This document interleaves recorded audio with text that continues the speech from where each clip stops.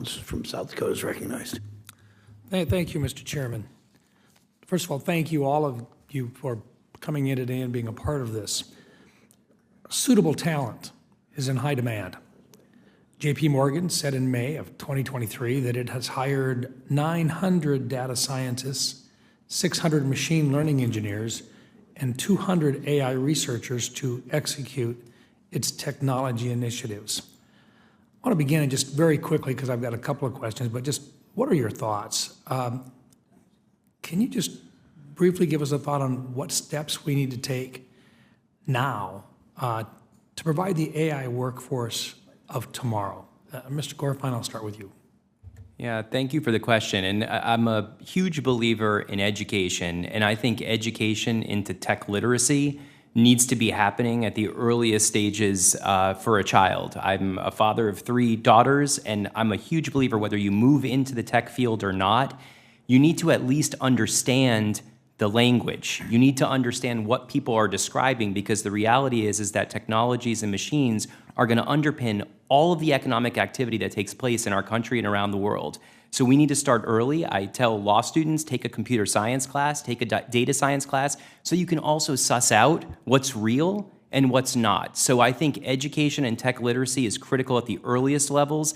I think it's also critical in the government level and in the private sector. I encourage all senior leaders in government to make sure that you fully understand the language being spoken. And the same goes for business leaders in financial services. I think it's a risk if you don't know what technology underpins your operations. So education is really the answer, and sending a clear message that we're here to build and develop these technologies according to U.S. norms and values. And I think that's the way we outcompete on a global scale. Ms. Cody, do you agree with that analysis?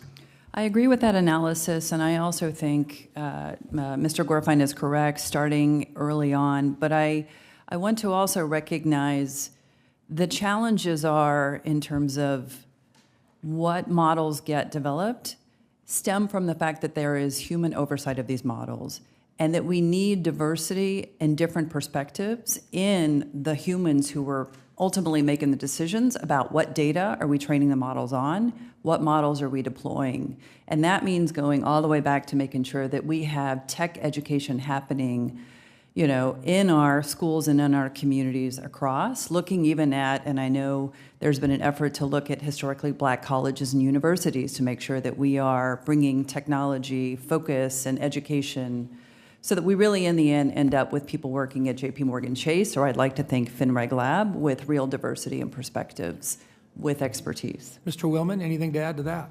What I'd add, as a chair of a computer science department, I'm proud that we're contributing quite a bit to the development of our tech workforce. And I think another strength that we've had in the United States is the ability to attract talent from around the world to come for advanced education and join our workforce. Thank you. I think it's important to recognize that this technology has been effectively utilized for decades.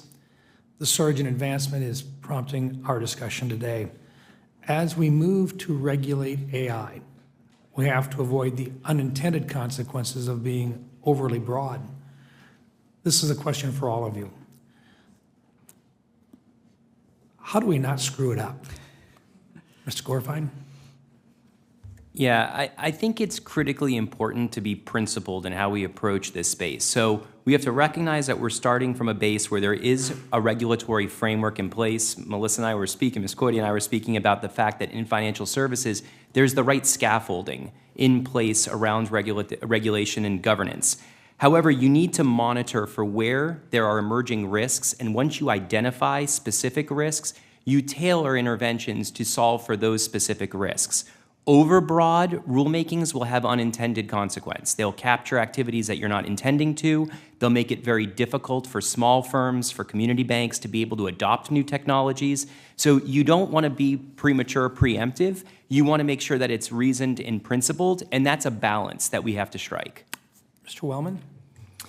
Well, to be honest, I don't think we could prevent the advent of powerful AI in our economy if we really wanted to. That said, I think how regulation evolves will shape the economic development. I must disagree with my colleague respectfully that I think responding before the risk materializes is sometimes essential to avoiding really terrible outcomes. We can reasonably understand areas that pose risks and shape the environment so that we're more robust before they happen rather than wait until after it's too late. Mr. Cody. Yeah, I think the one thing I would add, I thought those were great comments, is just how important the data are that are actually being used in the models, and the need to really focus on broadly how do we get consumer data privacy right, how do we think about updating our data privacy expectations in financial services. I say this often, the financial sector, the financial services offering is based on risk mitigation, which is based on data information. How are we striking that balance so that data are available to be used?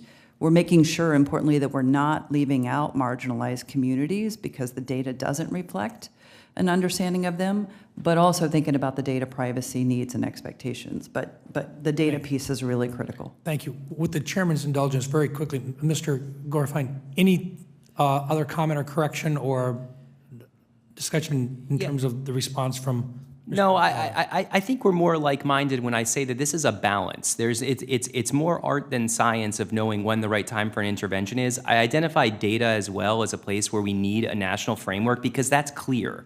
Risks around data, data control, data privacy, and use, especially in AI, are absolutely appropriate. We've also been able to identify this with high-frequency trading. We know the risks that exist. That was an area where there was awareness. This is over a decade ago around new techniques, and it was absolutely right that more controls should have been put in place. So it is a balance. I think that the risk of going overbroad can send a message, and it stunts development, it stunts innovation, especially for small players who don't have the resources to figure out, is this going to work? Is this going to be compliant? Should I invest here or not if it's going to be blocked in the future? And I am out of time, and I thank the chairman for his indulgence. Senator Menendez of New Jersey is recognized.